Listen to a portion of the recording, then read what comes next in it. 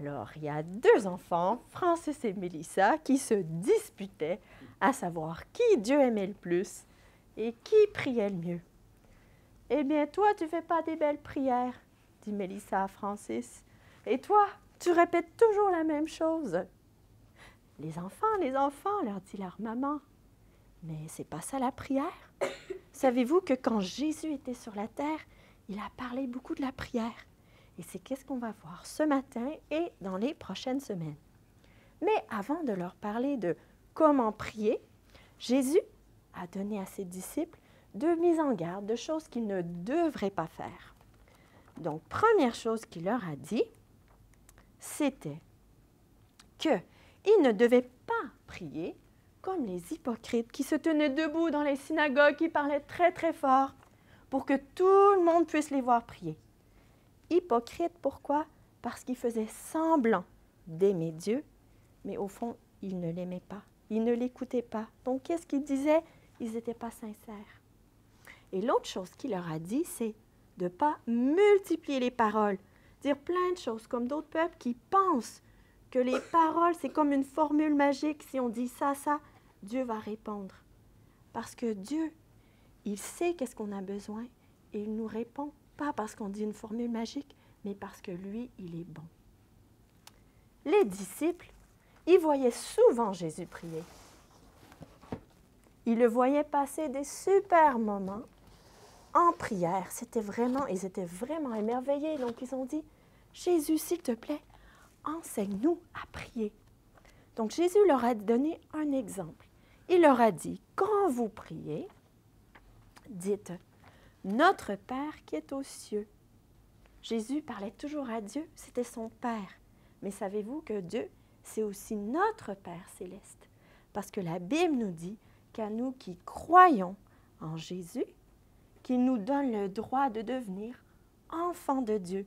Donc Dieu, c'est aussi notre Père. Donc on parle à notre Père dans le ciel, qui est le chef suprême du ciel et de la terre. Il dit que ton nom soit sanctifié. Ça veut dire que Dieu soit reconnu comme Dieu, qu'il soit respecté pour qui il est. Que ton règne vienne. Que le règne de Dieu vienne dans notre cœur et sur la terre. Que ta volonté soit faite sur la terre comme au ciel. Au ciel, les anges, ils accomplissent la volonté de Dieu parfaitement, c'est merveilleux. Donc, on veut que qu'est-ce qui se passe au ciel? Que sur la terre aussi, ce soit la volonté de Dieu, qu'on veuille qu'est-ce que Dieu veut et pas seulement qu'est-ce que nous, on a envie. Donne-nous aujourd'hui notre pain de ce jour. On demande à Dieu pour les choses qu'on a besoin, parce que c'est lui qui pourvoit.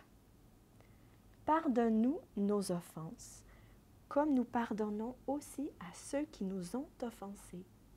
Donc, on reconnaît qu'on a besoin du pardon de Dieu, on reconnaît les choses qu'on a fait de mal, et on reconnaît aussi quand nous, on a besoin de pardonner les autres, qu'on a besoin de démontrer ce même pardon que Dieu nous donne.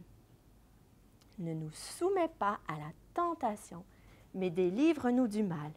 Hein, le mal, c'est Satan, le diable, qui veut qu'on fasse du mal. Mais Dieu est toujours là pour nous aider. Hein, et il est plus fort que Satan. C'est lui qui nous donne la victoire. Car c'est à toi qu'appartient, au siècle des siècles, le règne, la puissance et la gloire. Amen.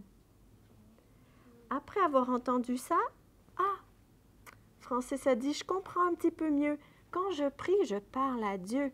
Donc, c'est à Dieu que je pense. Il ne faut pas que je pense à Mélissa. Et Mélissa a dit, je comprends un petit peu mieux.